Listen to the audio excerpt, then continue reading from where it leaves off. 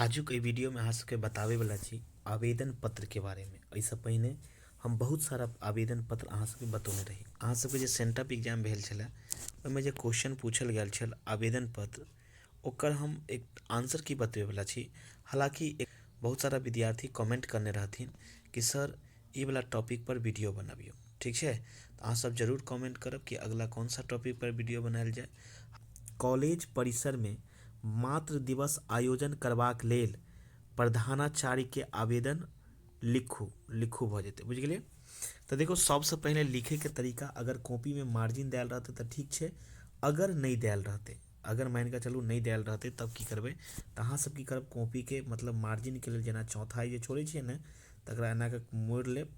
और अगर पेंसिल अगर अहाँ के पास संभव है तो अहाँ ओकर यूज करब, अगर नहीं है तो कोई दिक्कत नहीं है, अहाँ लाइन नहीं खींचब। बुझलिए, ओकरा मोड़ देबे मतलब जते ओकर चौथाई होइ छै ना मार्जिन ओई के अनुसार ओई के अकॉर्डिंग जे छै अहाँ पेज के फोल्ड कर देबे। ठीक है, चलो लेकिन लाइन नहीं खींचबाक छै, याद राखब।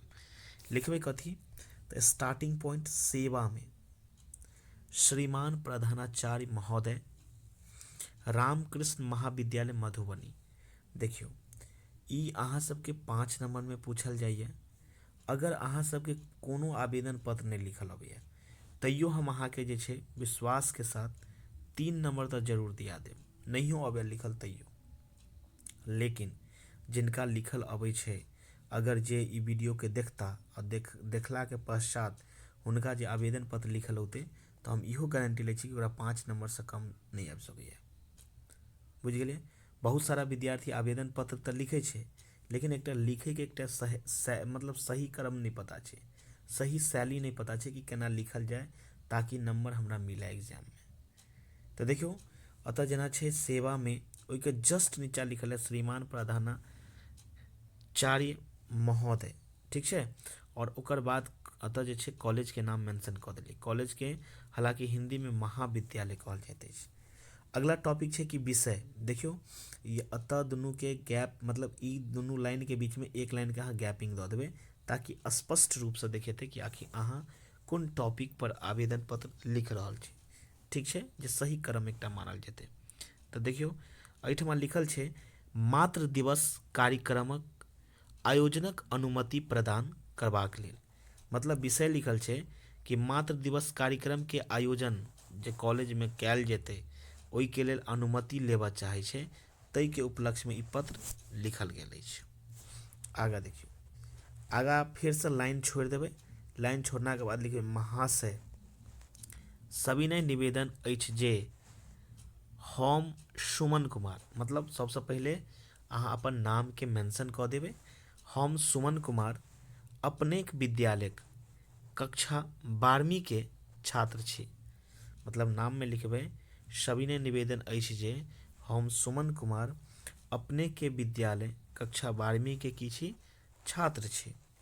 मातृ दिवस अतः किए नहीं हेते, मातृ दिवस पर महाविद्यालय परिसर में एकटा एकटा एकटा कह सके छी एकटा। एक मिनट कनी पेंसिल साइज छोट कर लै ताकि अहाँ सबके बढ़िया से देखात। रुक जाओ। हाँ, एकटा एकटा सांस्कृतिक आ सम्मान समारोह आयोजन करबा चाहे छी, करबा चाहैत लिखब चाहैत एना लिखब चाहैत छी जाहिसँ मातृशक्तिक प्रति सम्मान व्यक्त करबाक समाज के संदेश भेटते। ठीक है, आगा देखियो। अतः याद राखब एहि दुनू के बीच में एक लाइन के गैपिंग रहबाक चाहिए। अतः अहाँ से निवेदन करै छी, अहाँ से निवेदन करै छी कृपा क एहि कार्यक्रम के आयोजन करबाक हेतु अनुमति प्रदान करू। एहि कार्यक लेल अपने सदा आभारी रहब। मतलब अहाँ कौन कारण से पत्र लिख रहल छी से लिख दियो, की कह चाहे छी और कहला के बाद जे छै अहाँ की कह चाहे छी से लिख देबे। और लास्ट में याद रखब कि फिर से एक लाइन छोड़बे और दाहिना साइड लिखबे अपने भवदीय या लिखबे अपने आज्ञाकारी छात्र। अगर छात्र लिखब लड़का छी तो छात्र लिखब और लड़की छी क्यों तो छात्रा लिखबे।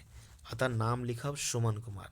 कक्षा के नाम लिख देबै 12वीं और क्रमांक लिखब अपन क्लास के वर्ग जे रोल नंबर अहाँ सब कहै छै क्लास क्रमांक यानी कि कहि सकै छी वर्ग क्रमांक ओकरा अहाँ लिख देबै। एकटा बात अहाँ सब याद रखब ई वाला हरकत अहाँ सब नहीं करब बचपन वाला बच्चा वाला ना कर नाम और नाम लिख कर आ फिर लिखबै फलना कुमार या फलना कुमार ई सब बात नहीं करब ठीक है। ये सब बहुत बचपना माइंड है ई नहीं करब। अहाँ सब जे क्लास में एखनी पढ़ि रहल छियै ओ एकटा सीनियर सेकेंडरी भेलै और ओई के लेवल में जे छै अहाँ के आवेदन पत्र लिखऽ पड़त बुझ गेलिए।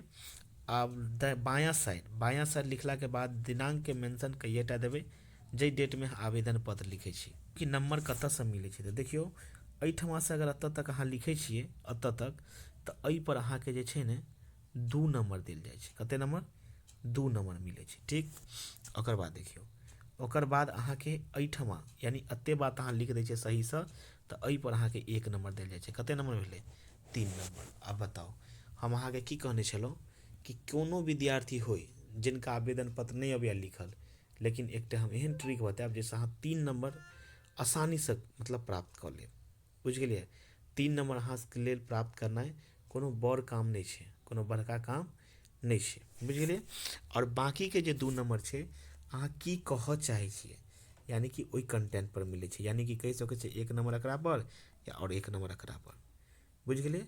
और जे केओ ई वीडियो के देखता हम उम्मीद के साथ कहै छी हुनका जे छै आवेदन पत्र लिखे में कोनो प्रकार के दिक्कत नहीं हेतै और 5 में 5 नंबर लौता एग्जाम में हम जे पैटर्न अहाँ सबके बता रहल छी अहाँ वह पैटर्न के फॉलो करब बाकी अहाँ कोनो दिमाग नहीं लगायब किनको अहाँ वीडियो पर भरोसा नहीं करब एकदम ऑथेंटिक वीडियो देव एकदम जे छै मतलब कि अहाँ के एग्जाम में जे नंबर उठते से वाला वीडियो अहाँ के हम बतायब।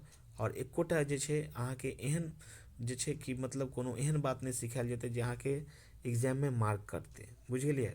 तो तैं ई वीडियो के ज़्यादा से ज़्यादा शेयर करू जिनका सबके आवेदन पत्र में दिक्कत होइ छै हुनका लेल जे छै ई वीडियो बहुत हेल्पफुल हेतै और अहूँ सबके लेल ई वीडियो हेल्पफुल हैत। अहाँ सब जे छै एहि वीडियो के देखला के बाद अहाँ जे छै आवेदन पत्र लिखे के प्रयास करब मतलब कोनो टॉपिक पर लिखे के प्रयास करब ठीक छै। आजुक वीडियो में बस अतबे तब तक के लेल जय हिंद जय मिथिला जय मैथिली।